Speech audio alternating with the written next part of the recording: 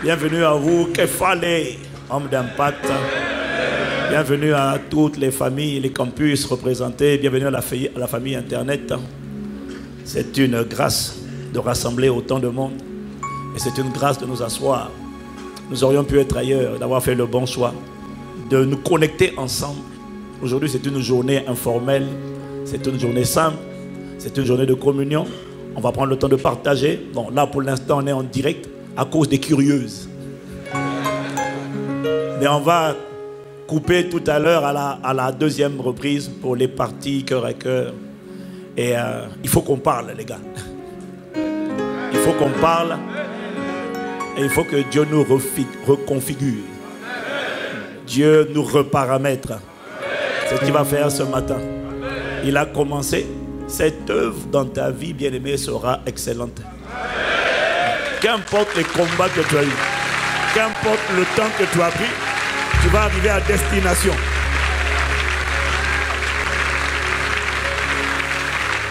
Ce n'est pas une poignée de personnes qui seront héros. C'est une armée de héros que la francophonie va retrouver. La création attend notre manifestation avec un ardent désir. Cette manifestation sera palpable et constatée et attestée cette année comme jamais elle ne l'a été au nom de Jésus. Père, merci de ce que c'est toi qui envoies ta parole et c'est toi qui la confirme. Dans le nom de Jésus. Amen. Amen.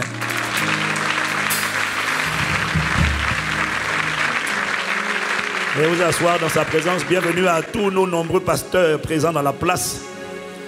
Waouh! Quelqu'un dit Amen pour nos pasteurs, pour les pasteurs de la famille Impact Centre Chrétien ici rassemblés et les pasteurs invités du passage. Amen.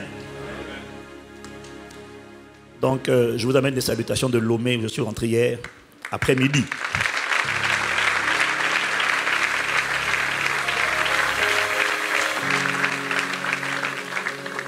Alors que je priais hier, enfin oui, cette nuit, une bonne partie de la nuit, pour que le Seigneur donne une parole pour cette saison, pour cette journée. Le Seigneur m'a donné cette parole tout à l'heure vers 9h30. Et c'est ce que je vais partager avec toi. Je crois que ça va nous faire du bien par sa grâce. Si j'arrive à la délivrer comme je l'ai reçue.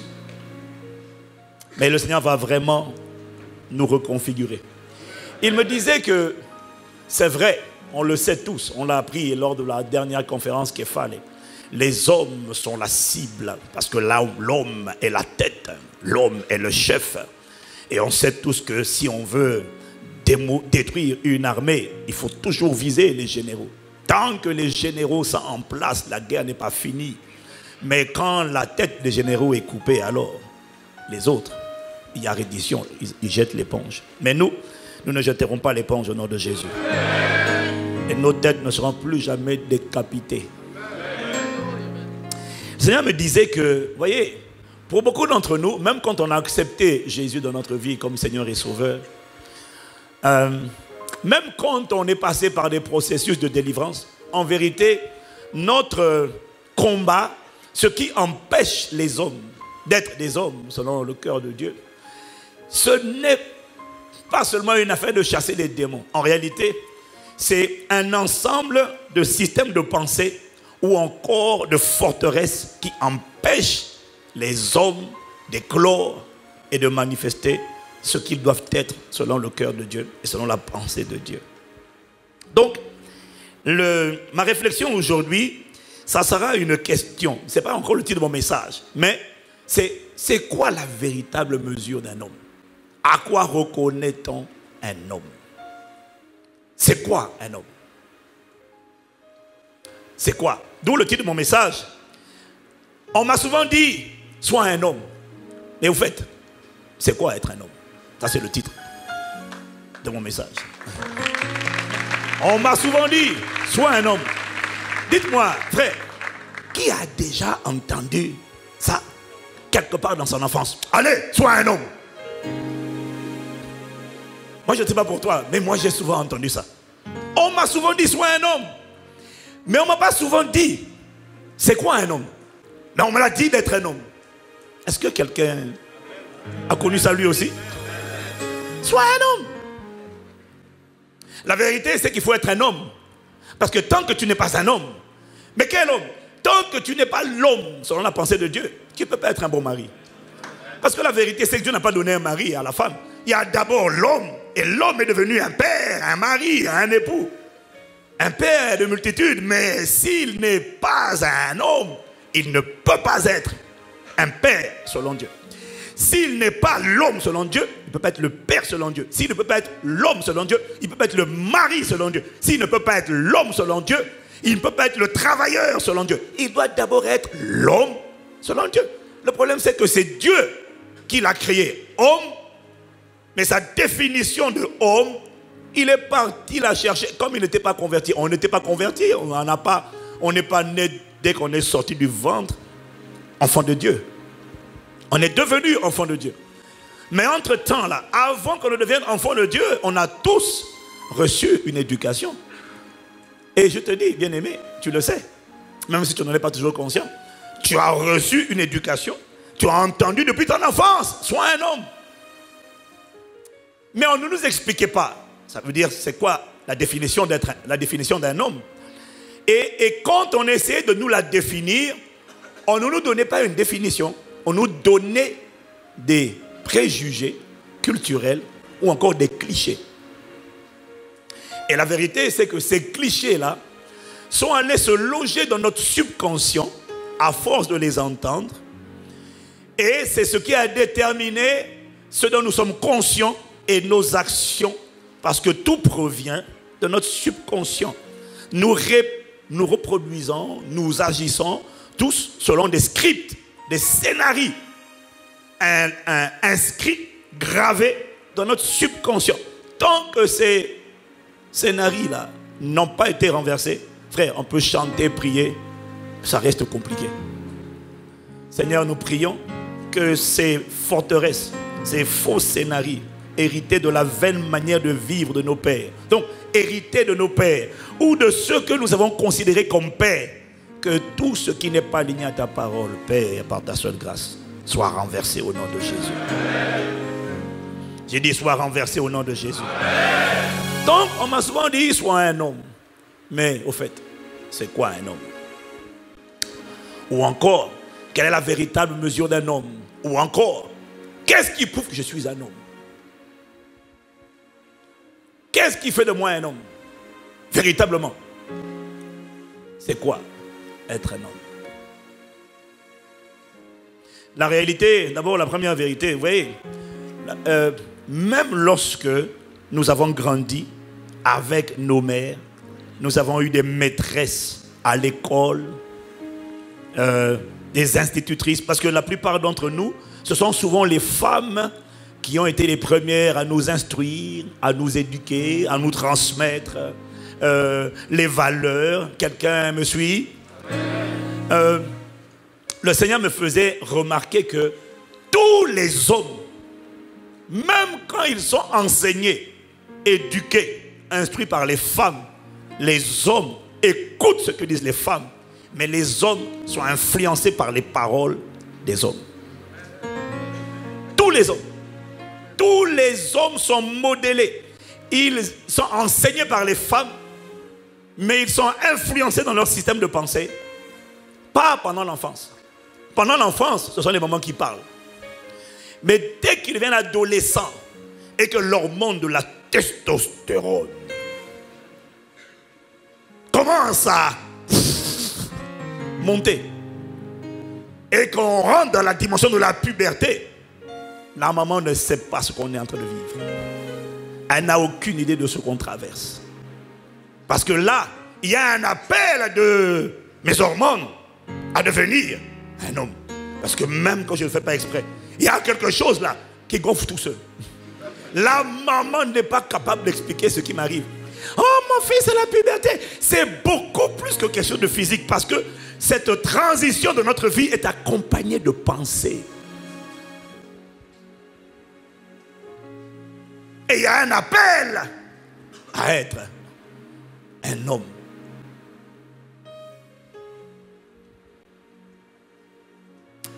Et si un homme n'a pas un bon père ou des bons pères qui donnent des bons repères, bah, il sera influencé, éduqué par des mauvais pères. Sachant que père ici, c'est source.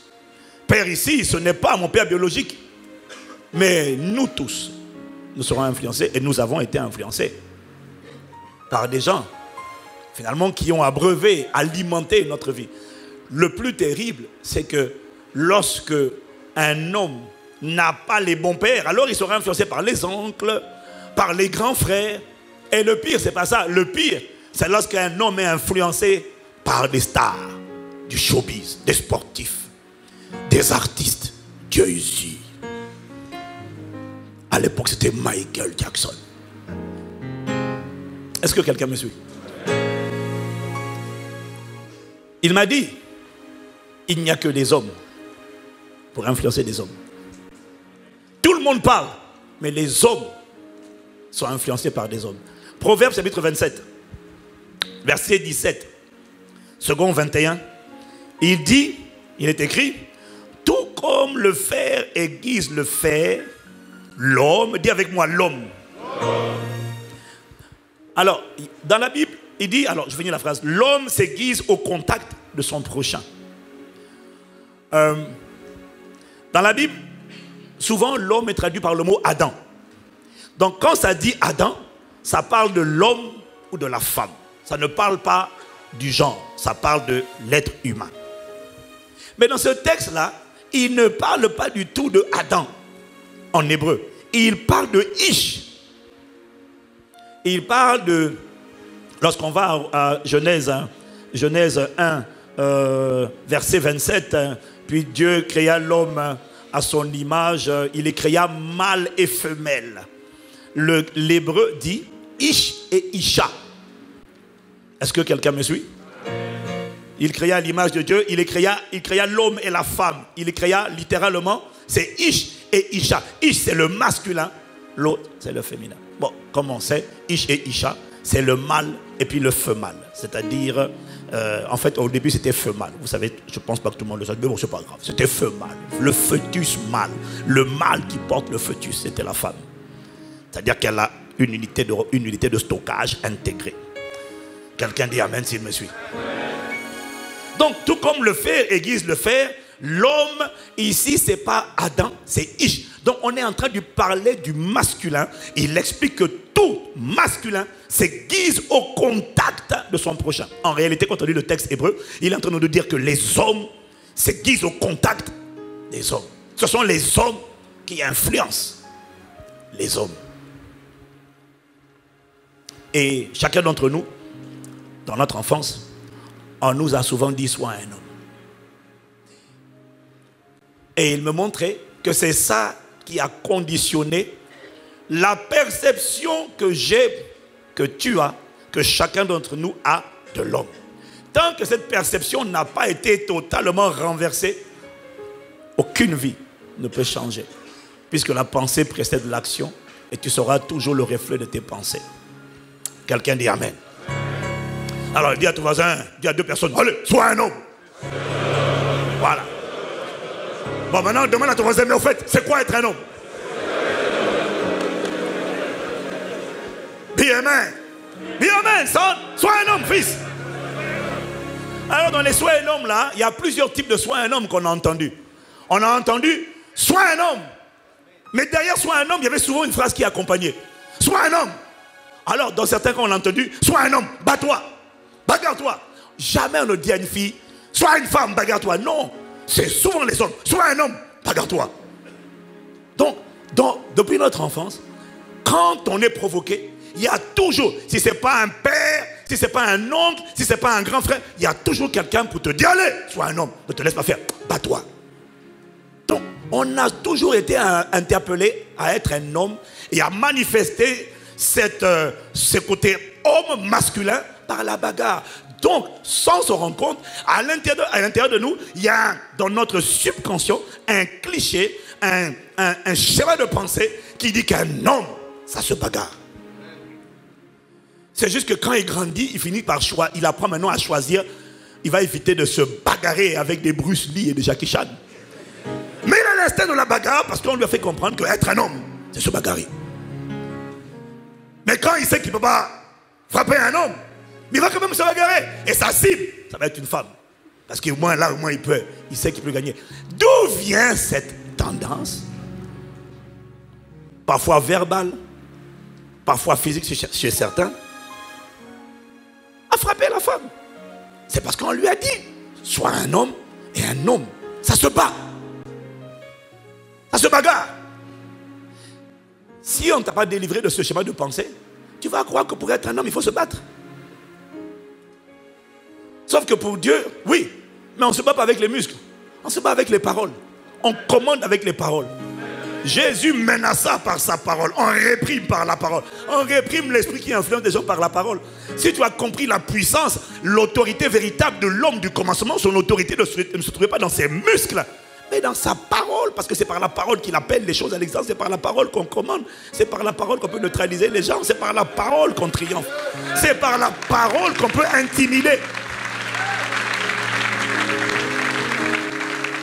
C'est par la parole qu'on peut prévaloir. C'est une guerre. Le pouvoir de l'homme est dans sa bouche, pas dans ses muscles. Alléluia. Ça c'est quand on a compris l'homme du commencement. On ne cherche plus les muscles. Puisqu'on sait que par des paroles, Goliath a neutralisé une armée. Par des paroles, on peut prévaloir. Tu n'as pas besoin d'utiliser des muscles. Mais, on a entendu, sois un homme. Donc, la plupart des bagarres, ce sont des hommes. C'est rare de voir une femme se bagarrer. C'est rare. Ce sont les hommes. Et amen. Ou encore, on a entendu, sois un homme, ne pleure pas. Ne pleure pas, sois un homme. Qui a déjà entendu ça? Aïe, aïe, aïe, aïe, aïe. Et les femmes ne savent pas ça. Parce que jamais une maman nous a dit ne pleure pas. La maman, au contraire, pleure mon fils, fais comme moi. Pleure. Vis de toi. Oh, je te comprends. Mais quand je pleurais, mon père me dit sois un homme. Pourquoi? Un homme ne pleure pas. Un homme garde le contrôle. Un homme. Je ne dis pas que c'est bon. Je dis que c'est ça qui nous a conditionnés. Pourquoi un homme ne pleure pas? Un homme ne montre pas ses émotions. Un homme garde le contrôle. Un homme. Pleurer, c'est pour les faibles. Et quand tu pleurais, ton père t'engueulait. Il te félicitait. Même quand tu avais mal, il te félicitait tant que tu gardais le front. Mais quand tu pleurais, maman était heureuse, mais papa était déçu. Et donc, comme l'homme a besoin à l'intérieur de lui de faire plaisir au masculin, à l'homme, à la figure du père qui est dans sa vie, alors l'homme préféré, il refoulait les émotions. Il refoulait quand il est blessé. Un homme qui pleure, purée, dans la présence de Dieu, il faut que le Saint-Esprit l'attrape ses émotions et pressant un citron. Il faut vraiment que l'amour de Christ le presse comme Gethsemane, pressoir. Sinon, nous les hommes, pour pleurer, on met du temps. Tandis que elle, même sans toucher, oh.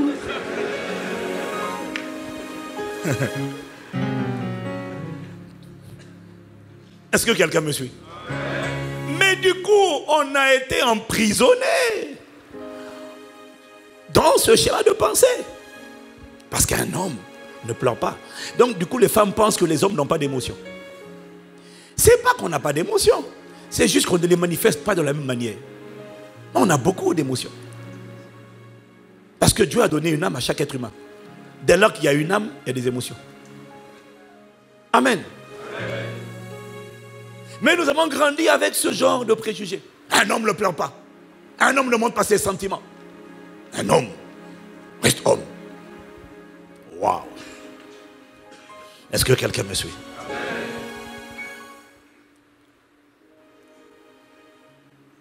Mais la vérité, c'est que c'est bon parfois de montrer ses émotions.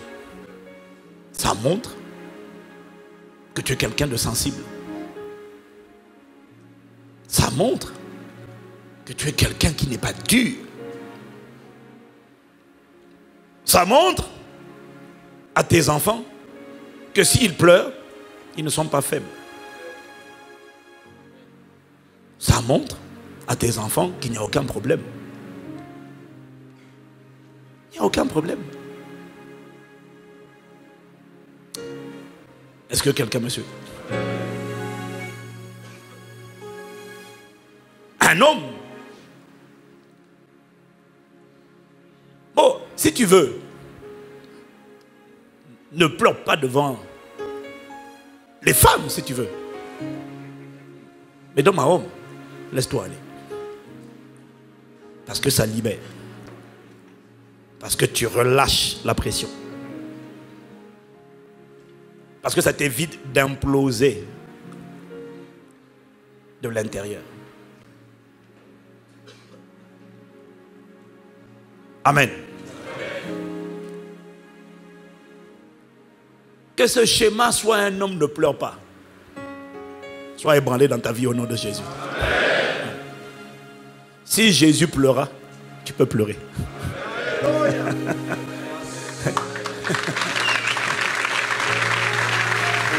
Ah, donne-moi un meilleur amen. Mon homme, c'est Jésus. Le verset le plus court de la Bible. C'est écrit où d'ailleurs? Jean combien? Jésus pleura.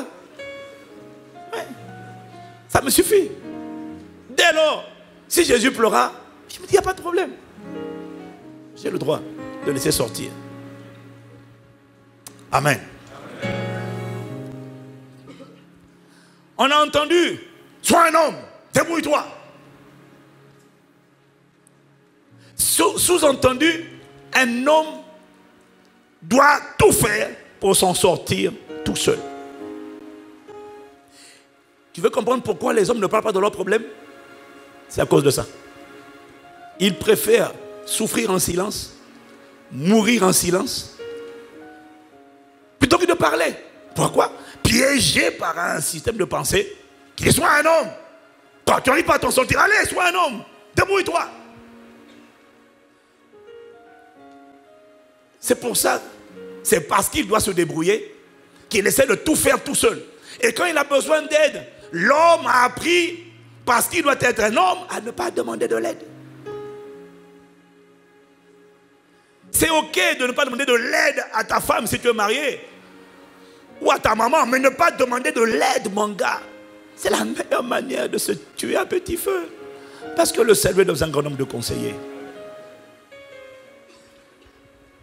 Tu n'as pas idée du nombre de frères qu'on rencontre dans les soins pastoraux. Chaque fois qu'il y a des problèmes de couple, c'est toujours la femme qui décide de parler. À chaque fois, elle est la première à vouloir se confier et il est le premier à vouloir tout cacher. Pourquoi? Il ne faut pas qu'on sache que j'ai des problèmes. D'ailleurs, si j'ai des problèmes, je les résous tout seul. Oui, mais ça fait longtemps que tu veux les résoudre tout seul. À chaque fois, on dirait qu'on descend de profondeur en profondeur. C'est-à-dire qu'on se noie, on passe de niveau en niveau. Chérie, faisons quelque chose. Allons demander comme ça. Non. Pourquoi? À l'intérieur de lui, il est prisonnier d'un système de pensée qui lui a dit, sois un homme. Un homme se débrouille tout seul. S'il demande de l'aide, c'est un signe de faiblesse. Parce qu'un homme doit toujours paraître fort, doit toujours paraître performant. Il est Superman. Superman, c'est lui qui aide les gens, il ne demande pas de l'aide aux gens. Mais ce qui est terrible avec ça, c'est que j'ai vu, avec mon expérience maintenant, des hommes emmener leur foyer à la ruine et au naufrage. Chaque fois que je rencontre un couple qui attend que la maison ait pris feu avant d'appeler les pompiers, c'est souvent parce qu'un homme n'a rien voulu dire. Chaque fois que tu vois un couple où la maladie est en phase terminale, et c'est là qu'ils vont voir les médecins, Cette phase terminale a souvent été provoquée par le mutisme, le silence de l'homme dans le foyer. Il ne parle pas. Et du coup, il ne demande pas d'aide. Mes frères, à partir d'aujourd'hui, si tu veux devenir l'homme selon le cœur de Dieu, comprends ce que dit la parole. Comme le fer aiguise le fer, l'homme s'affine, le masculin s'affine au contact d'autres masculins. Demande de l'aide. Arrête de mourir en silence. Arrête de souffrir en silence et d'entraîner dans la barque de la destruction toutes les personnes qui t'ont été confiées juste à cause de l'ego. Débrouille-toi tout seul. Le problème, c'est que seul, tu ne peux rien faire. Tu as besoin de ton frère. Et voilà pourquoi on est là.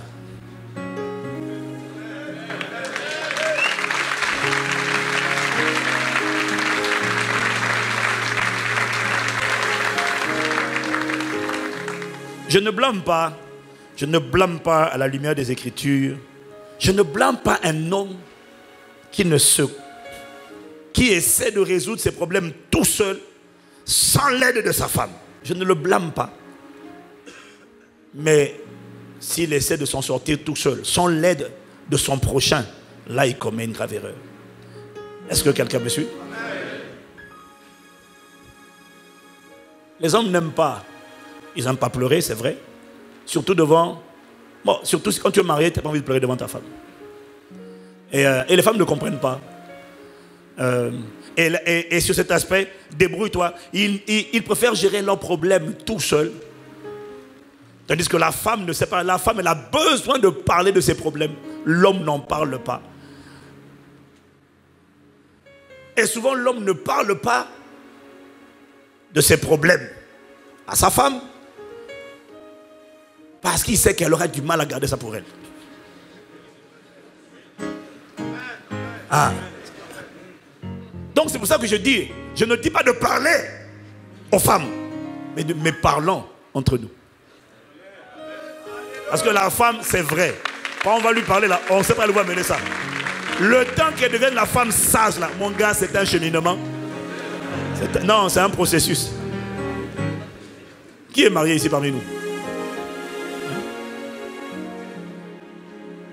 Vous savez, j'écoutais quelqu'un qui disait une fois, c'est vrai qu'il disait, hein, même quand tu vois un couple où on dit que le mari dit que sa meilleure amie, c'est sa femme, je suis quand même certain qu'il y a plein de secrets qu'il ne dit pas à cette meilleure amie-là. Il ne dit pas. Il préfère dire à un bon ami masculin plutôt que de dire à sa femme. Donc c'est sa meilleure amie. Mais en réalité, même si la femme est soi-disant la meilleure amie, c'est mieux pour la femme d'avoir ses amis à elle.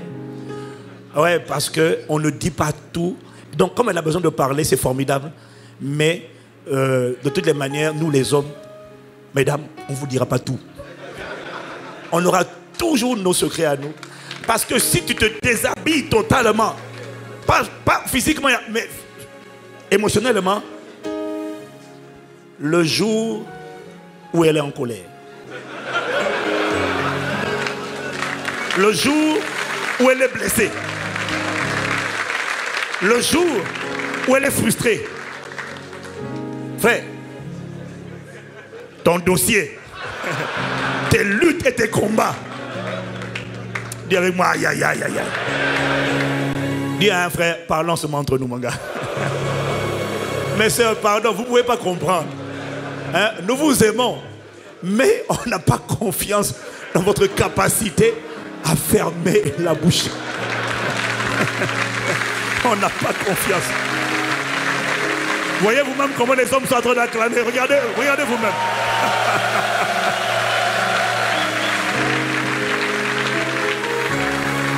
Regardez vous-même. Mais c'est compliqué. Si quelqu'un est en phase avec moi, qui dise Amen. Tu ne peux pas te le dire, mon gars. vas lui dire quoi? Pendant que je passais, la soeur là, je luttais. J'ai regardé, je luttais, je me suis dit, ouais, tu vas lui dire ça?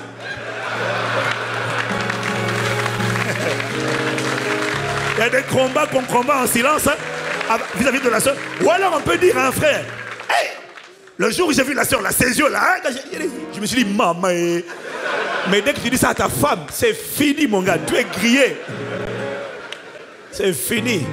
Tu as dit ça. Maintenant que vous marchez ensemble, elle va surveiller tes yeux. Elle devient inspectrice des yeux de son mari. Regarde-moi bien, regarde-moi bien. Mais pourquoi tu dis ça? Non, la dernière fois tu m'as dit que tu avais... Je t'ai pas dit ça pour que tu te serves de ça contre moi pour essayer de mon... Tu ne peux pas me forcer à la sainteté. Tu peux prier pour ma sainteté. Tu ne peux pas me forcer à la sainteté. C'est pas parce que de toute façon je ne veux pas regarder que je ne vais pas convoiter.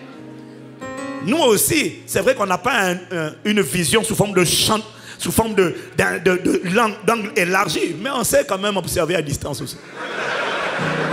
Okay.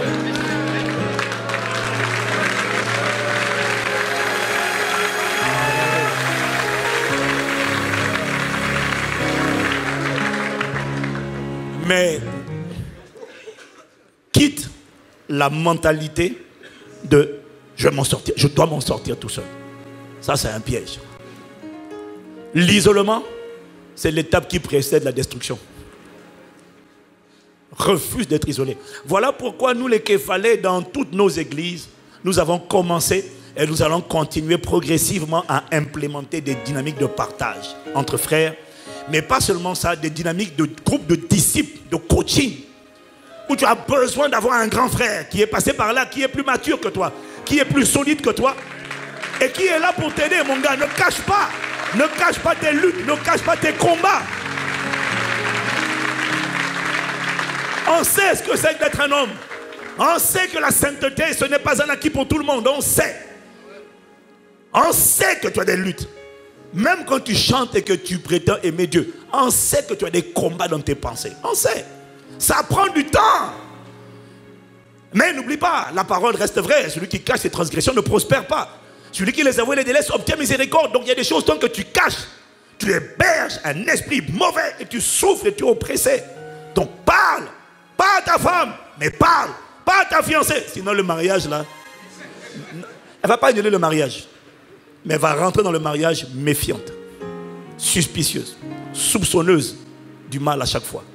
Donc il y a des choses qu'on ne confie pas à une femme. Mais on a besoin de confier. On a besoin de se confier. Nous tous, sans exception, on a besoin de quelqu'un à qui parler. Sors de la solitude. Sors de ce complexe, de ce mensonge qui te fait croire que tout seul tu vas résoudre le problème. Chaque fois que j'ai rencontré un homme qui pense qu'il va s'en sortir seul, à chaque fois que j'ai vu ça, il ne fait que s'enfoncer davantage. Je n'ai jamais vu un homme s'en sortir en disant je vais m'en sortir tout seul. Jamais. Non. L'homme s'affine au contact de son prochain et tu as besoin de quelqu'un de plus aguerri, de plus expérimenté, qui est passé par là pour t'aider. Tu t'en sortiras pas seul.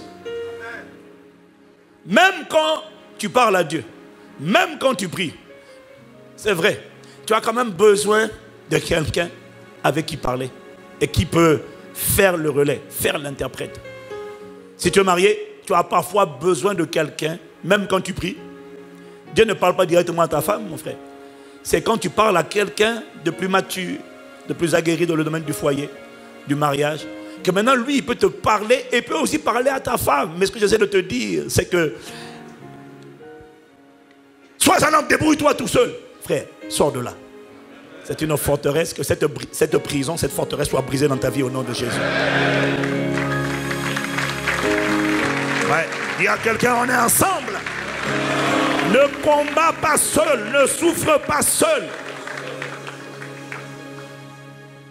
Ne combat pas seul. Ne cache pas les choses, mon gars. C'est juste parce que des fois, on n'a pas envie d'insister. Sinon, on sait que tu luttes. On sait.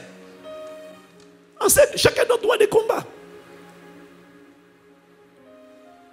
Ça dépend où tu en es dans ton cheminement. Ça dépend du niveau de destruction des forteresses qu'il y avait en toi. Mais sinon, c'est normal d'avoir des combats. C'est normal, les femmes ne connaissent pas ces combats-là. un homme être fidèle dans le mariage, tu dois te battre tous les jours. Enfin, pas tous les jours, parce qu'une fois que ton système de pensée est renouvelé, ça va. Mais avant qu'il soit complètement reprogrammé, c'est un combat. Mais parle-en. Prions ensemble. Ne tombe pas dans le péché. Parle-en. Celui qui cache ses transgressions ne prospère pas.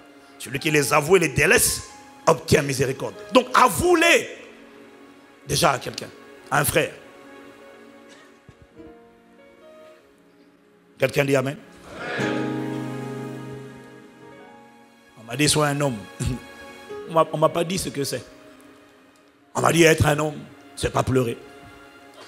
Être un homme, c'est se battre. Être un homme, c'est savoir se débrouiller tout seul. Et puis on m'a dit, sois un homme. Dans le sens, sois un homme, prouve que tu es viril, mon gars. Sois un homme. Prouve que tu es un homme. Et dans la société, ça ne date pas d'aujourd'hui. Dans le soin un homme là, ça c'est le truc des copains. Allez, sois un homme, toi aussi. Ça veut dire, prouve ta virilité. Prouve que tu n'es pas stérile, mais que tu es viril.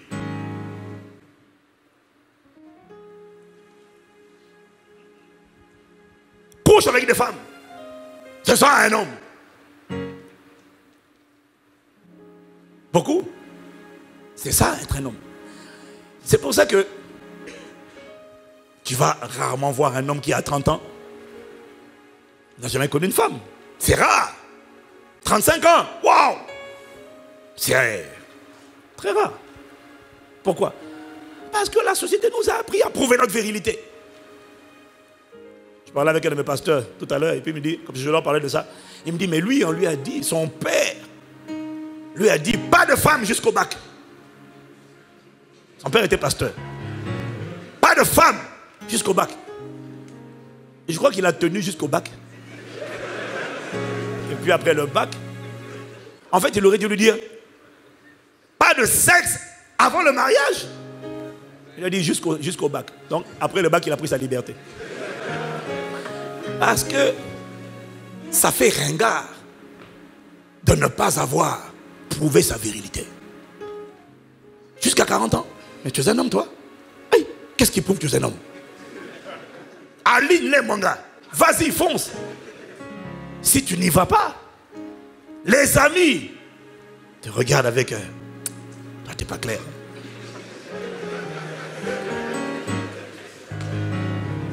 Show me you are the man. Est-ce que je mens? Est-ce que c'est vrai? Sois un homme. Et ce qui est terrible dedans, c'est que nos pères ont grandi comme ça, pour la plupart d'entre nous. Ils nous ont dit, sois un homme. Ils ne nous ont pas toujours dit, va avec les femmes.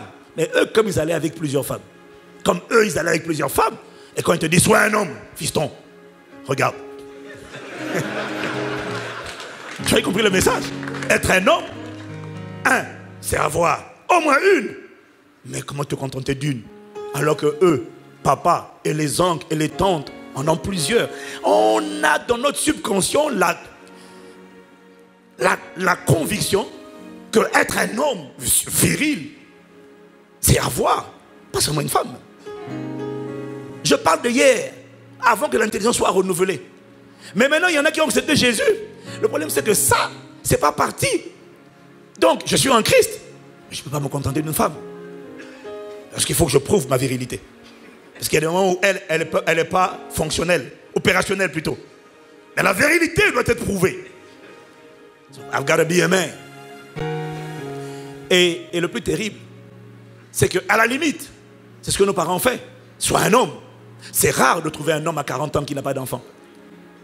C'est rare de trouver un homme à 35 ans qui n'a pas d'enfant. C'est rare. Quand tu vois un homme à 35 ans qui n'a pas d'enfant, les sœurs sont heureuses.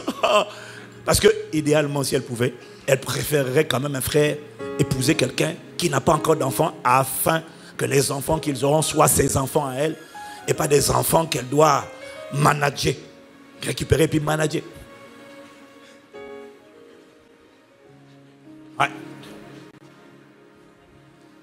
Est-ce que quelqu'un me suit? Mais, sois un homme. Je disais que c'est rare, oui, c'est ça, de trouver un homme qui a 35 ans, n'a pas encore d'enfant. Et en tout cas, s'il atteint 40 ans sans enfant, quand je trouve une soeur, elle me dit, je dis, il y a une soeur, une de mes filles, qui a trouvé un frère. Il a quel âge? Ah, je crois que 35 ou 40 ans, dans les 40 ans. Ah, c'est bien. J'ai dit, un homme qui a 40 ans n'a pas connu de femme, soit il a grandi dans un foyer saint, gloire à Dieu, soit il a passé beaucoup de temps en train d'être combattu par les esprits des eaux. Oui, parce que j'ai des cas que j'ai rencontrés. C'est-à-dire qu'il n'a pas d'enfant, il n'a pas de femme. Mais sache que quand ma soeur épouse un gars comme ça là, un homme qui n'a pas d'enfant, qui n'a pas de femme à 40 ans, est un homme sur qui il y a des sirènes qui sont cramponnées et dire no sex, no wife. Mais la plupart du temps, il est réquisitionné pleinement. Ça, c'est mon expérience qui parle. La plupart du temps.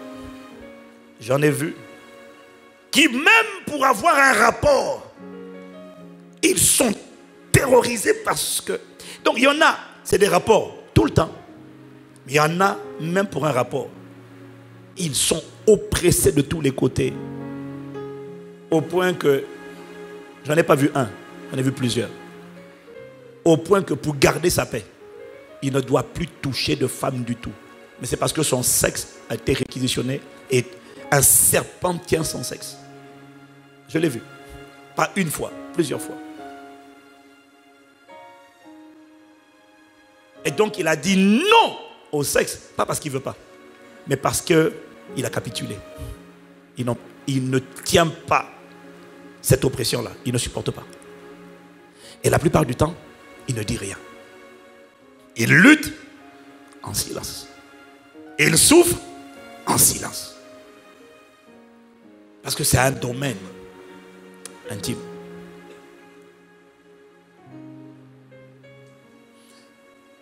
Mais ce n'est pas le point. C'est juste une parenthèse. Sois un homme en prouvant ta virilité. Quand ce système de pensée est en toi et qu'il n'est pas effacé par le sang de Jésus, ce qui est renouvelé par la parole de Dieu, tu deviens un homme qui trouve normal d'avoir des enfants partout. Donc je te dis, il y en a qui n'ont pas d'enfants. Et puis il y en a 35 ans, il en a déjà 5. 2, 3, 4, 5. Et pas encore marié, mais il en a eu partout. Pourquoi? Parce que le schéma de pensée, là, sois un homme, ne t'invite pas à être un père. En fait, toi, c'est juste un schéma de pensée qui le dit, sois un homme, fais des enfants, prouve ta virilité. Une femme va s'en occuper. Et c'est comme ça que tu as des gens, vous êtes là, tu as déjà plusieurs enfants. Mais tu n'es pas un père pour ces enfants. Tu n'as pas de relation de complicité avec ces enfants. Tu n'as pas nourri ces enfants. Tu n'en prends pas soin, ni physiquement, ni mentalement, ni spirituellement, ni émotionnellement. Parce que toi, c'était juste sois un homme. Si tu fais des enfants, ta mère ou la mère, ces enfants vont s'en occuper. Est-ce que quelqu'un me suit? Et donc, le Seigneur va montrer que beaucoup d'entre nous, nous sommes prisonniers de clichés. Tant que ces clichés-là ne sont pas renversés. Parce qu'on n'a pas compris c'est quoi la véritable mesure d'un homme. Qu'est-ce qui fait de moi un homme? Et quand je dis un homme, je parle d'un homme avec H, un homme selon Dieu, selon le commencement. Tu ne peux pas définir un homme, tu ne peux pas définir ce qu'est un homme en l'apprenant dans la société, ou chez les oncles, ou chez les frères, ou non. Si tu veux définir c'est quoi un homme, tu dois aller chez Dieu qui a créé l'homme pour lui demander c'est quoi un homme. Parce qu'un homme selon Dieu, c'est un homme qui fonctionne selon ses caractéristiques, celles qu'il a prévues au commencement. Quelqu'un me dit amen? Alors c'est quoi être un homme? Est-ce qu'un homme c'est être le chef? En que fallait la tête? C'est ça être un homme? Mais non. Mais non, être un homme, ce n'est pas être un chef. Chef, ce n'est pas la définition de l'homme. C'est la responsabilité de l'homme. Chef ne définit pas l'homme. Chef définit ta responsabilité. Chef, kefale, ça veut dire chef, ça veut dire tête. Kefale ne définit pas une identité, ça définit une responsabilité. Kefale, ça signifie que, bien aimé, l'homme, kefale, donc, est le responsable du chaos de la famille, de la société, du monde dans lequel il vit. Ici, il y a un chaos quelque part, on va toujours blâmer le chef. Donc, dire je suis un homme, je me dis hey, c'est moi le chef dans la maison. Non, non, non, non, non, non. D'ailleurs, quand tu dis c'est moi le chef dans la maison, ça veut dire qu'il y a un désordre déjà quelque part. Et que tu essaies d'imposer l'ordre en affirmant que c'est toi le chef. Chaque fois que tu essaies d'affirmer que c'est toi le chef, c'est parce qu'il y a le chaos, il y a le désordre. Kefale, ce n'est pas la définition de l'homme. C'est la responsabilité de l'homme. Ça veut dire que Dieu te considère et toi-même tu dois reconnaître, je suis responsable. Bien aimé, nous sommes les responsables du désordre. Je n'ai pas dit nous sommes la cause du désordre. J'ai dit nous sommes responsables. Puisque nous disons tête, chef. C'est le chef à qui on demande des comptes. C'est le chef, le responsable. Quand il y a du désordre dans l'église, ça veut dire que les hommes, les têtes, les chefs ont démissionné. Quand il y a du désordre dans la famille, ça veut dire que le chef a démissionné.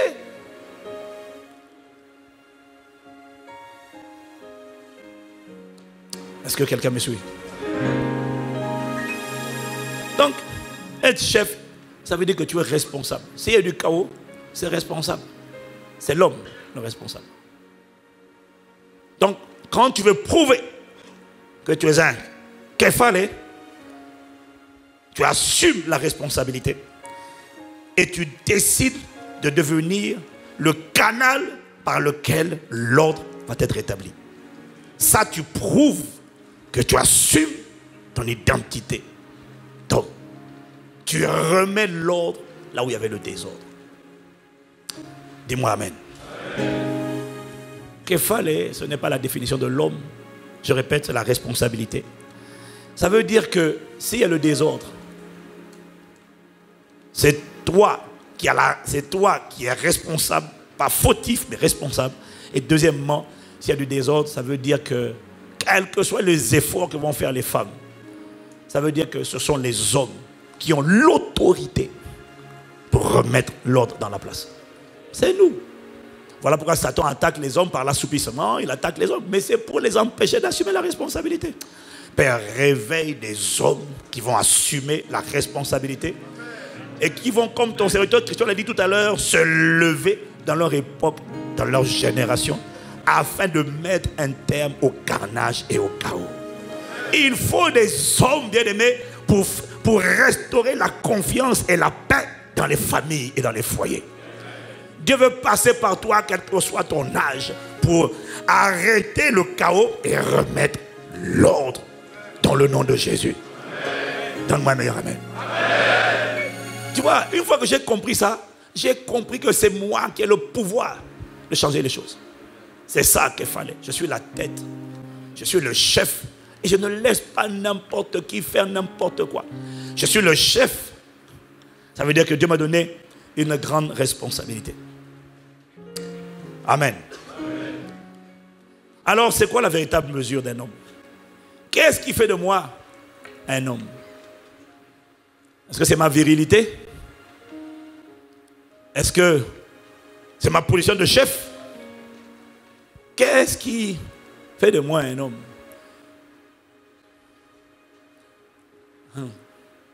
Est-ce que c'est mon argent? Qu'est-ce qui fait de moi un homme? Ce qui fait de moi un homme, un vrai homme, c'est ma capacité à fonctionner comme fonctionnait l'homme au commencement. C'est-à-dire, pour ceux qui ne savent pas, parce que tout le monde ne sait pas, les 4 rôles qu'on attend d'un homme. Après Genèse chapitre 2. Ce qui fait de moi un homme. D'après Genèse chapitre 2, versets 7 à 8. L'Éternel Dieu, 7 à 8 et 16 à 17 ans. L'Éternel Dieu forma l'homme de la poussière de la terre. Il souffla dans ses narines un souffle de vie et l'homme devint un être vivant. Puis l'Éternel Dieu planta un jardin en Éden du côté de l'Orient. Il y mit l'homme qu'il avait formé. L'Éternel Dieu prit l'homme et le plaça dans le jardin d'Éden pour le cultiver et pour le garder. Quelqu'un dit Amen. De ce texte-là, de Genèse 2, versets 7 à 8 et versets 16 à 17, on a tiré les 4 principaux rôles, fonctions que l'homme doit assumer et qui font de lui l'homme qui fonctionne selon le modèle du commencement. Et qui donc par conséquent le qualifie pour être après un père de famille, un mari. S'il n'est pas cet homme-là, voilà pourquoi je dis aux sœurs de ne pas chercher un homme, de chercher l'homme du commencement. Dieu fait de toi l'homme du commencement au nom de Jésus. Amen. L'homme du commencement, c'est qui? Il était la source. C'est-à-dire, il était le pourvoyeur. C'est à lui que Dieu demande d'aimer sa femme. Marie, selon qu'il est écrit, Marie, aimez oh Seigneur. Marie, aimez vos femmes comme Christ a aimé l'Église. Quelqu'un dit Amen. Donc, on en a déduit que l'homme est la source. L'homme est le pourvoyeur. L'homme est celui qui fournit. Il est la source physiquement. Il fournit la semence. L'homme est celui qui doit fournir physiquement. Il doit fournir la semence pour la multiplication. Il doit fournir la nourriture. Il doit fournir mentalement, spirituellement. Il est la source également. Parce que la bénédiction ou la malédiction passe par l'homme. En fait, l'homme est la porte. Quelqu'un dit Amen. L'homme est la porte. On le voit. La Bible dit dans Exode chapitre 20, au verset 5. Je lis. Tu ne te prosterneras point devant elle et tu ne les serviras point. Car moi, l'Éternel ton Dieu, je suis un Dieu jaloux qui punit l'iniquité des pères sur les enfants jusqu'à la 3e et la 4e génération de ceux qui le haïssent. Ça veut dire que la malédiction ou la bénédiction trouve la porte d'entrée à travers l'homme parce qu'il est le fournisseur de la semence physique et la malédiction passe par les hommes. Donc le vrai homme, selon le cœur de Dieu, est un homme qui met un terme à la malédiction et qui enclenche la bénédiction générationnelle. Et pour faire ça, l'homme véritable est obligé d'être un homme qui donne le pouvoir au Saint-Esprit par son obéissance. Proverbe 22, verset 8. Ne déplace pas la borne ancienne que tes pères ont posée. Lis-le avec moi à haute voix. 1, 2, 3. Ne déplace pas la borne ancienne que tes pères ont posée. Ça veut dire quoi, bien-aimé? Qui pose les bornes? Les pères. Ce sont les hommes qui posent les bornes. Ça veut dire que même en matière d'éducation, c'est l'homme qui transmet les valeurs. Il doit pouvoir, c'est lui qui transmet les valeurs.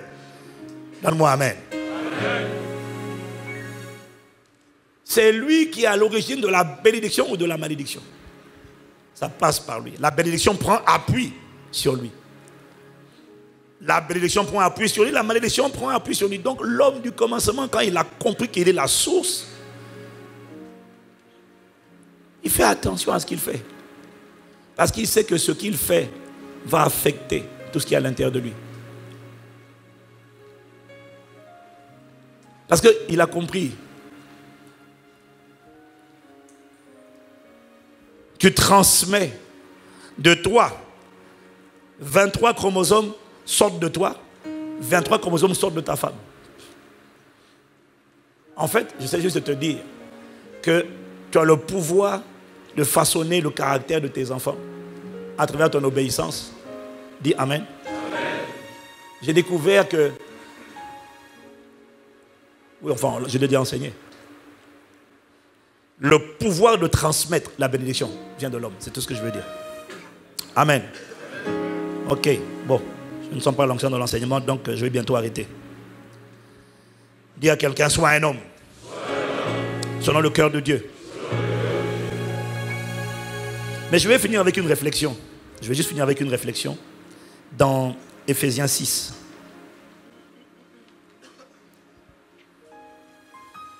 Verset 4. Et vous, pères, n'irritez pas vos enfants, mais élevez-les en les corrigeant et en les instruisant selon le Seigneur. Quelqu'un dit Amen, c'est ça? Bien aimé, ce texte m'a fait réfléchir.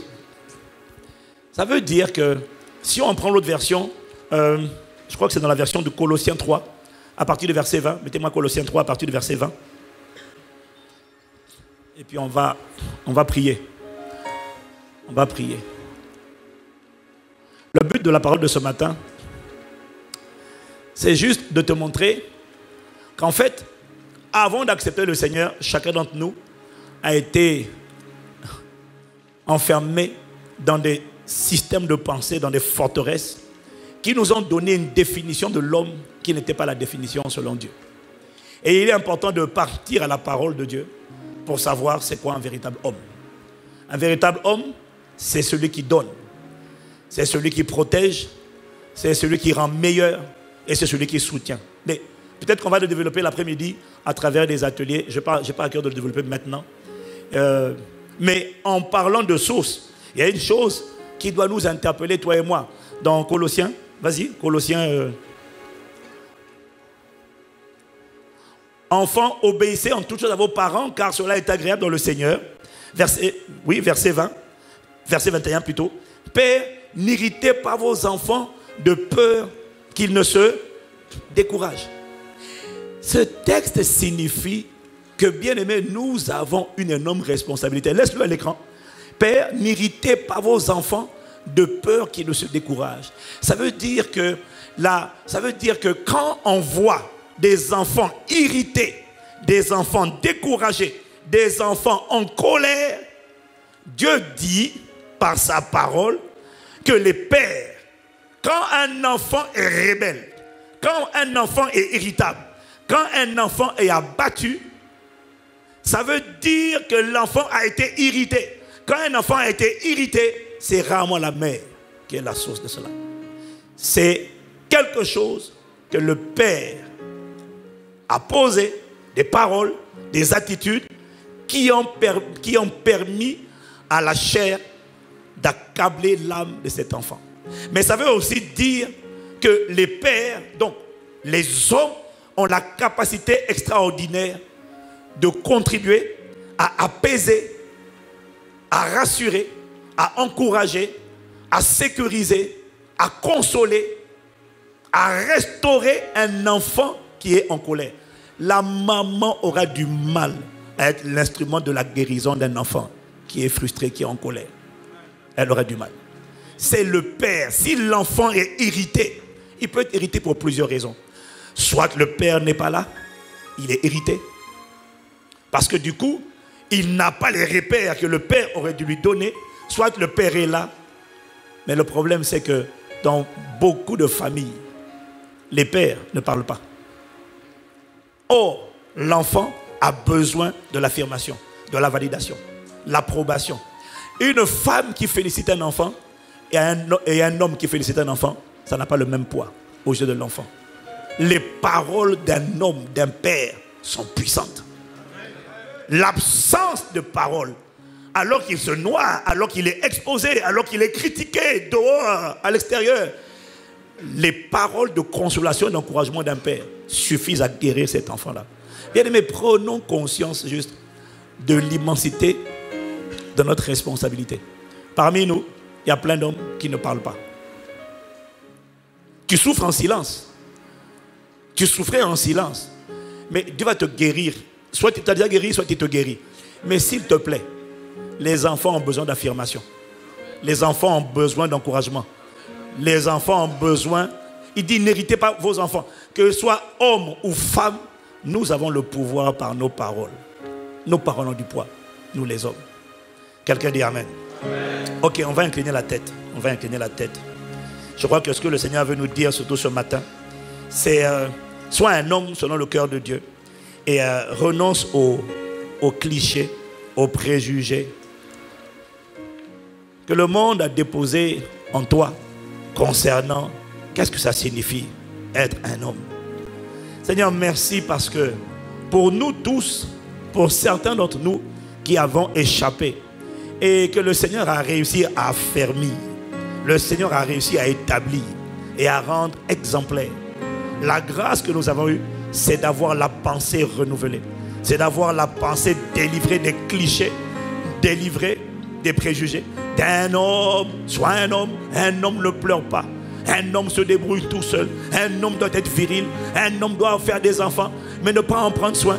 Seigneur, je te prie pour mon frère qui est présent aujourd'hui. Accorde-nous la grâce. Seigneur, sonde-nous. Examine nos cœurs. Sonde nos pensées. Délivre-nous de tous les mauvais scripts que nous avions entendus, que nous avons cru depuis notre enfance et qui ont fait de nous des hommes otages de forteresses, de systèmes de pensée qui ne reflètent pas la pensée de Christ. Ramène-nous, Père, à la vérité. Ramène-nous à la sainteté. Renouvelle notre système de pensée. Réveille des hommes selon ton cœur.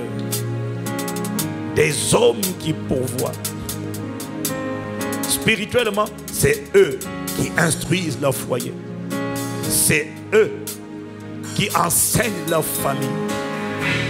C'est eux qui mettent les bornes. Ce sont eux qui mettent les bornes, les repères. Ce sont les pères qui mettent les repères. Voilà pourquoi, mon frère, ne laisse jamais ni ta femme, ne laisse jamais ta femme prendre ta place. N'accepte pas, si tu as divorcé, écoute-moi, ou que tu vis séparé, n'accepte pas que ta femme accapare les enfants. Parce que ta femme ne peut pas poser les repères, les bornes.